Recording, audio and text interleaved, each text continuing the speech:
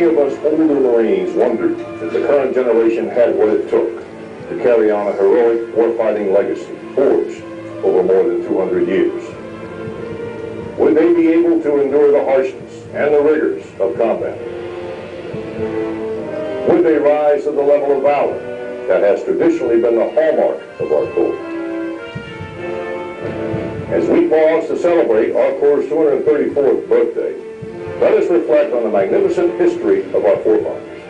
But let us also pay tribute to those brave men and women, today's heroes, who willingly go into harm's way in Afghanistan and Iraq.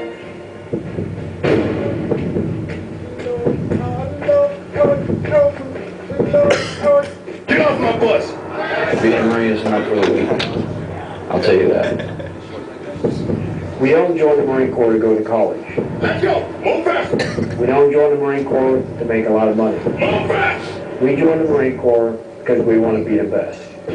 Passing through these hatches symbolizes your transformation from a civilian to a United States Marine. You will pass through these hatches one time and one time only. Do you understand? Yes, sir! Our distinction is our ability to endure hardship, and that's ingrained immediately from when we step into boot camp.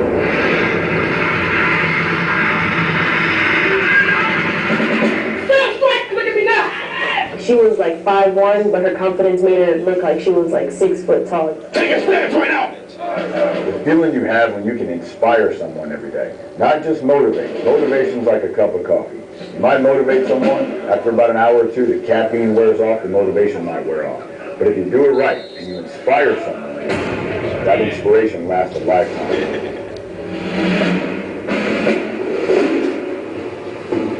And I remember my first impression was, if the Marine Corps is full of people like this and leadership like this, I made the right decision to join the Marine Corps.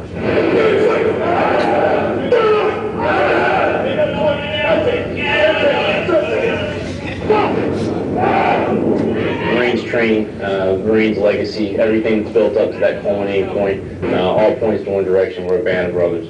Once we start out from inception, all the way through boot camp, all the way through our units training, going down range, we're a brotherhood, and that's how we keep it. This is my generation's story, and I want to be part of it. I don't want to sit back and watch it happen.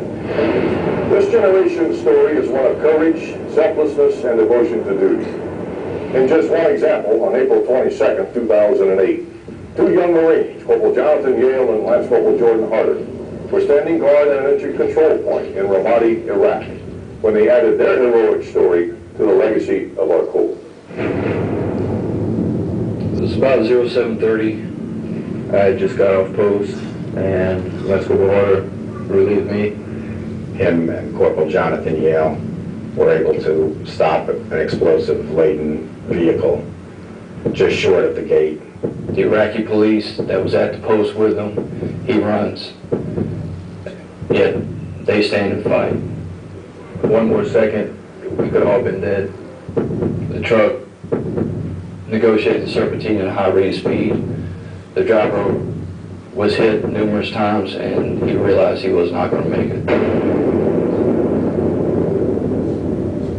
Corporal Yale and Lance Corporal Harder saved the lives of more than 50 Americans and Iraqis that day. In doing so, Corporal Yale and Lance Corporal Harder gave their own lives. Each was awarded the Navy Cross for his heroic actions.